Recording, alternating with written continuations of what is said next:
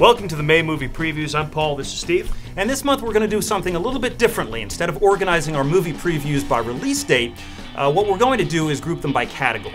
So up the first week, we're going to look at May's indie releases. I should begin by telling you our first film is called The Beaver, directed by Jodie Foster. And I don't want to seem like we're tasteless here, so a few things to tell you right up front. Yes, a woman has directed a movie called The Beaver, but we're going to leave that one alone. Yes, and it stars Mel Gibson as a man down on his luck in desperate need of rehabilitation. But we're going to leave that alone too. And allow you at home to play along by making your own snarky comments here if you'd like. Yeah, we'll even give you a minute. Go ahead.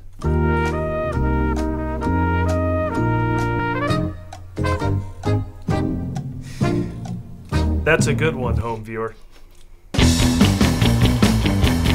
Jodie Foster directs Mel Gibson in what looks like this year's version of Joaquin Phoenix's I'm Still Here. In a role originally written for Michael Richards, Mel plays a depressed executive and family man at the end of his rope, who stops communicating with everyone until he finds his voice through the use of a hand puppet, which does all his talking for him. Thing is though, Mel is no ventriloquist, and even while the beaver is talking, you'll still see his mouth move. Which, considering moving his mouth was what got him in trouble in the first place, I don't see how this is an improvement. One point of interest about this film, though, is that it's the first movie since The Box to comply with an agreement with the adult film industry that new Hollywood movies will come already pre-named with their porn parody title. I thought you said we were going to leave that alone. I did. The latest from Will Ferrell, Everything Must Go is a bittersweet dramedy about one man and his yard sale. Ferrell's character loses his job and gets thrown out of the house by his wife on the same day. All his possessions are deposited on the front lawn. Too lazy to even log on to eBay, he spends the next 4 days trying to sell them. This film has indie written all over it. They might as well have called it Will Ferrell's Greenberg. Interestingly though, Ferrell nowhere appears in his underwear. In the one movie where that might have been appropriate. The film's subject matter will no doubt prompt comparisons to other classic yard sale movies, such as 1980's 5 for a Dollar or 1995's No Refund, No Exchange. Or the 2001 Oscar contender, yeah sure the glass is broke but the frame's still good. Ferrell is aided in his task by a pudgy neighborhood kid.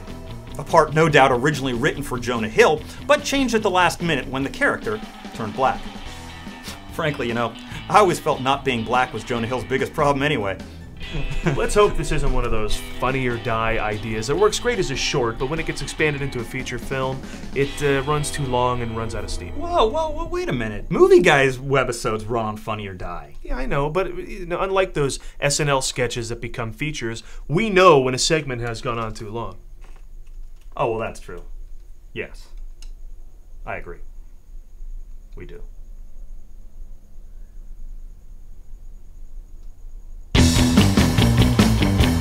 In Hesher, Joseph Gordon-Levitt stars as Jesus, if Jesus smoked a lot, and if Jesus rode his bicycle into a swimming pool, and if Jesus watched things explode everywhere he walked. Yeah, you know, indie Jesus. You're right, this is absolutely an indie. How do you know that? Rainn Wilson grew a beard. The film was produced and features Natalie Portman because she doesn't seem to get cast in much lately. And sometimes you have to produce your own projects in order to be featured on screen. My favorite movie ever has a sequel. Let's watch a clip. Loves me. Paris? Yes. Wait, Paris, will you please show me your breasts? And in a surprise move, the sequel actually has a respectable director attached. The City of Lovers is transformed into the City of Losers, as Woody Allen and his crew invade Paris for the first time, after having previously set films in London and Barcelona. Apparently, the Woodman won't be happy until he's successfully transplanted the Upper East Side of New York into every major European city.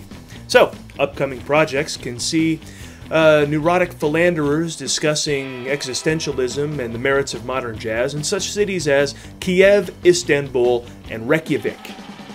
Owen Wilson and Rachel McAdams reunite here, making Midnight in Paris an unofficial sequel to Wedding Crashers.